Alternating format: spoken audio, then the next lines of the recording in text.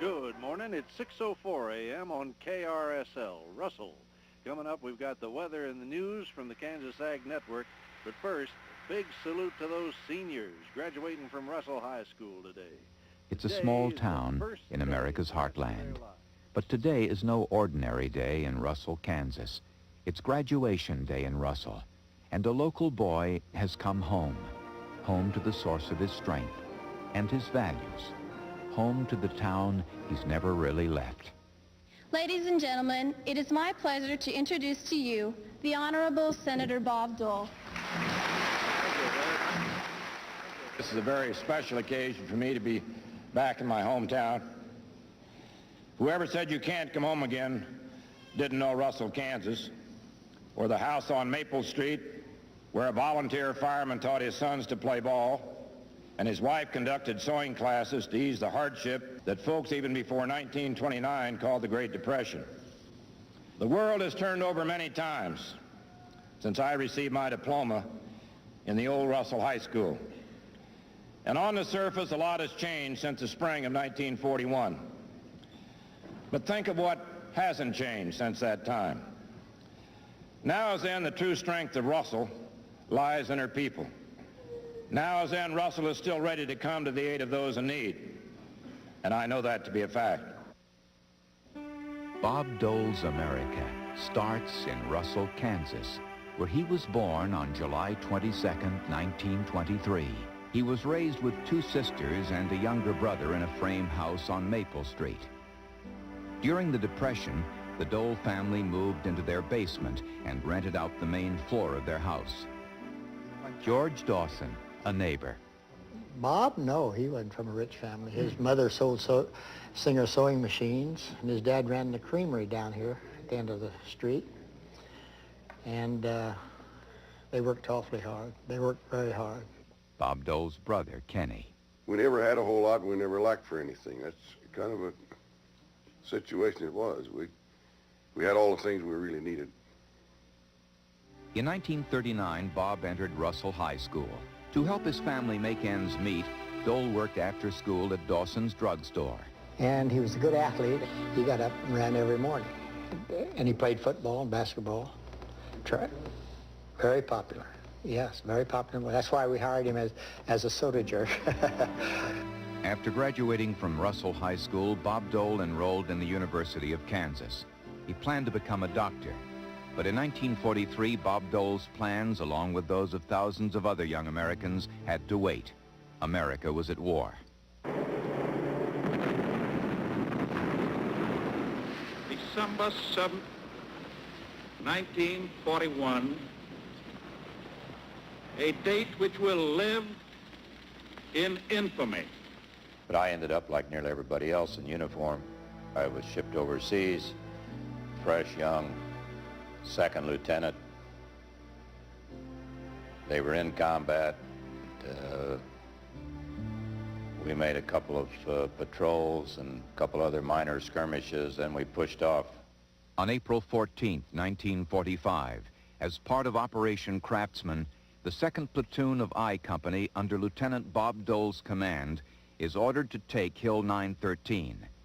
As Dole and his men advanced up the hill, hidden German machine gun and mortar positions rained down heavy fire. Casualties were heavy.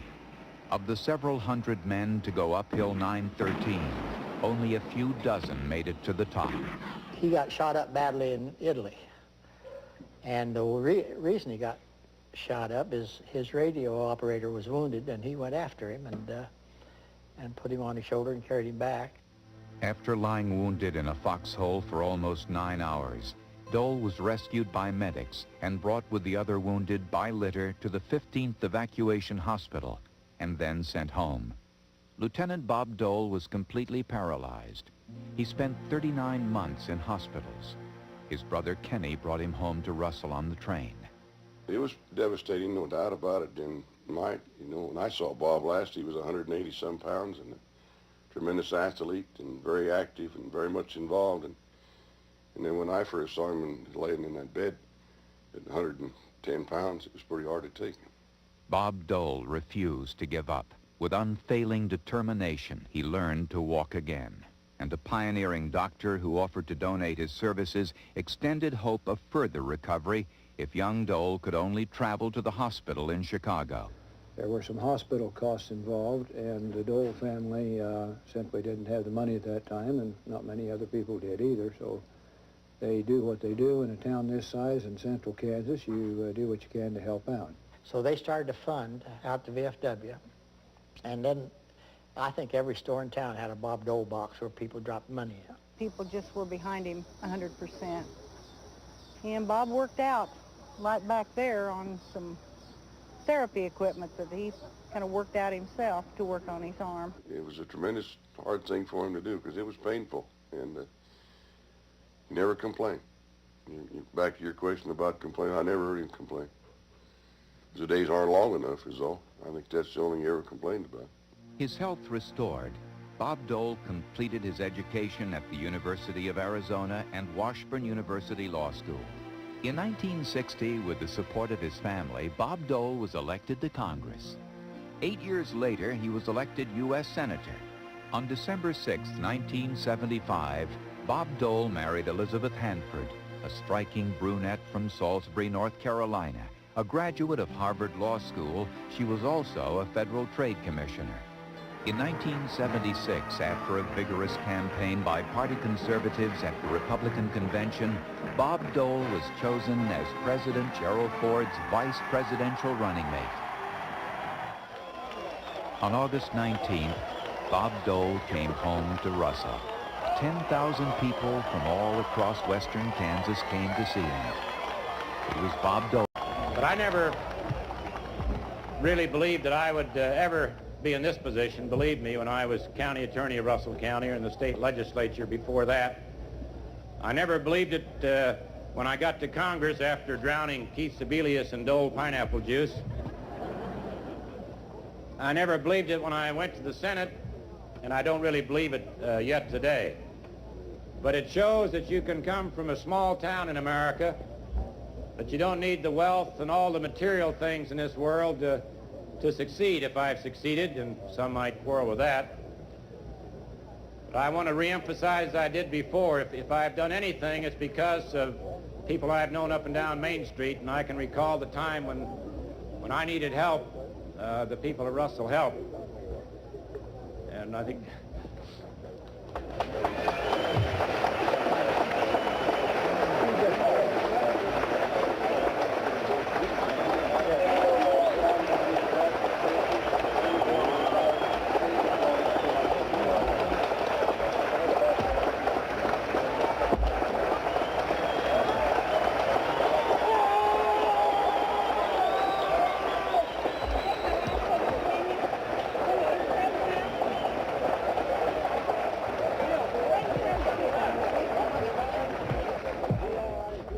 That was a long time ago, and I thank you for it again.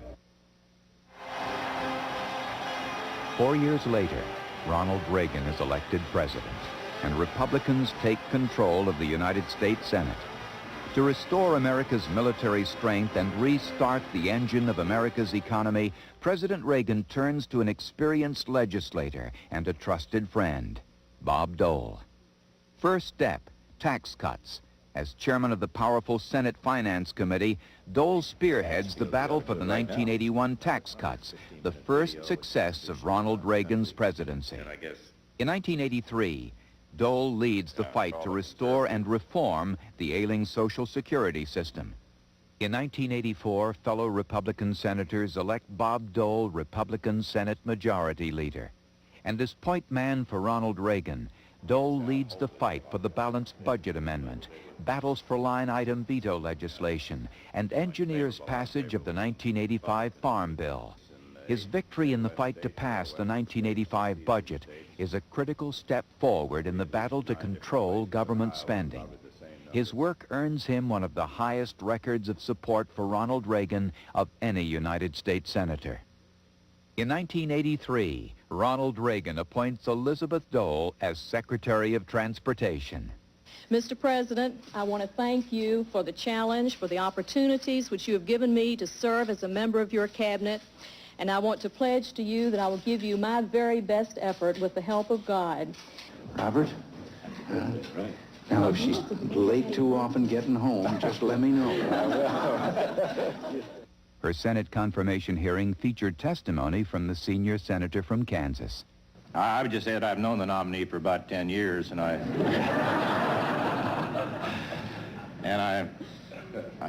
guess I feel a little like Nathan Hale. I regret that I have but one wife to give to my country's infrastructure, but in any event, TV dinners are a small price to pay for rebuilt highways, and I think she's well qualified, and I plan to vote for her. Thank you.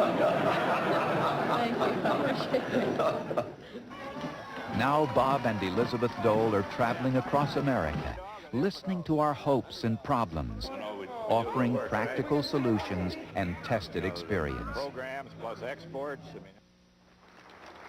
Across America, Bob Dole calls for a tough, no-nonsense foreign policy.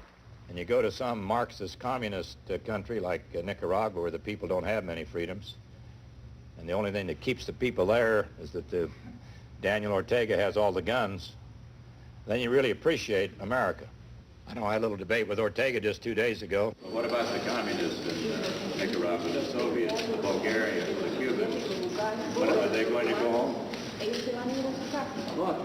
To foreign dictators, his message is clear. America will stand by the Contras.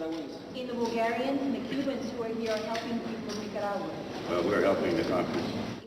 Look, the real question is, bottom line, who do you want to sit across the table from Gorbachev and the Soviet dictators? Who's tough? Answer to that, Bob Dole. Now, I know, I've worked with the man. I've worked with him in the Senate and the House for nearly 15 years now. And he's got a backbone of steel. Bob Dole. In 30 years as a public man, he has met the challenge of government. Through leadership that has been tested and proven time and time again. Tonight, I want to express my deep appreciation to Senator Dole for the indispensable role that he has played in all of this. His leadership in the Senate, his strong hand, and his responsible voice have made a difference. He's forged a tough working alliance between the Senate and the executive branch. And Bob, from the heart, I thank you.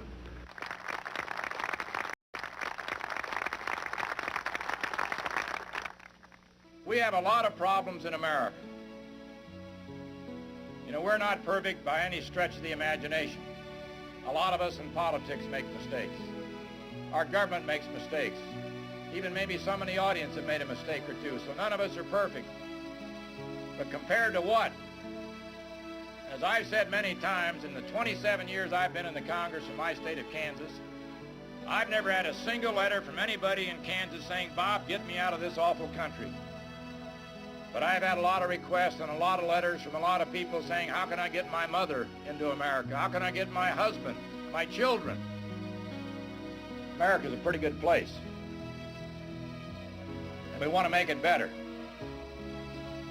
We want better opportunities, yes, for young farmers, and better opportunities for our children, and better opportunities not only in education, but in the private sector, in agriculture, wherever it may be. And that's what's so exciting about 1989, 1990, and beyond. I happen to believe we're just on the threshold of many, many opportunities. And I believe the American people, whether you're Democrats or Republicans or independents, are looking for strong leadership. Someone who can take charge, somebody who understands government, somebody who's worked with the Congress, Democrats and Republicans, and someone who's had the experience and the competence, and I would say as a Republican, I believe I understand the needs and the desires of those who might be disabled. I believe I understand the desires of some who only want enough to eat or a place to sleep. And I certainly believe I understand the hopes of many in agriculture who just want to make a living for their family, send their children to school, pay their bills, buy machinery, whatever it is. And I think we have an obligation to all those people. And I'm an optimist. If I weren't an optimist, I wouldn't be standing here today. I think I've been tested. I think I understand I can't solve every problem. The government can't guarantee success. We can't guarantee that no one will fail in America. I think I said we all have pretty much the same ideas and the same hopes and the same dreams. And we have more opportunities here than anybody I know of. So I want to be a part of it. I happen to believe that most Americans, whether they're Democrats or Republicans or independents, kind of like to feel that the people that work for them, those of us in public office, really understand that what their life might be like. I'm not talking about the people that show up for the big fundraiser. I'm talking about the average voter who really doesn't pay much attention to politics, who really believes in the system, and who likes to believe whoever leads that system, Democrat or Republican, is really someone from the people, somebody who's made it the hard way, somebody who's climbed up the ladder with a lot of help from a lot of people. And then once they got up there, they didn't forget where they came from, and they kept looking back to see if they couldn't maybe give a hand to somebody else. And that's what America's all about. And I think the small town, the war experience, I think I've been tested in a lot of ways, and then going on to Congress, and then being in the Senate, and then in effect saying to the American people, I want to be your president. That's a big jump for somebody from a small town like Russell, Kansas. The thing you need to remember as you leave, and I say it with the utmost sincerity, is that you come from a very special place. There's something about the place you come from, whether you're gone for a day or a week or a year or 10 years, that I think leaves a great imprint. On what you may do in the future. Most of all, I hope that wherever you go and whatever you do, that a little bit of Russell will go with you. For then I know that you'll be well guided. My friends, I hope you will never forget our state motto, to the stars through difficulties. I hope that you will never stop looking up at the stars. So I thank you all for listening. I thank my many friends for coming, and I wish you the best of luck. Thank you.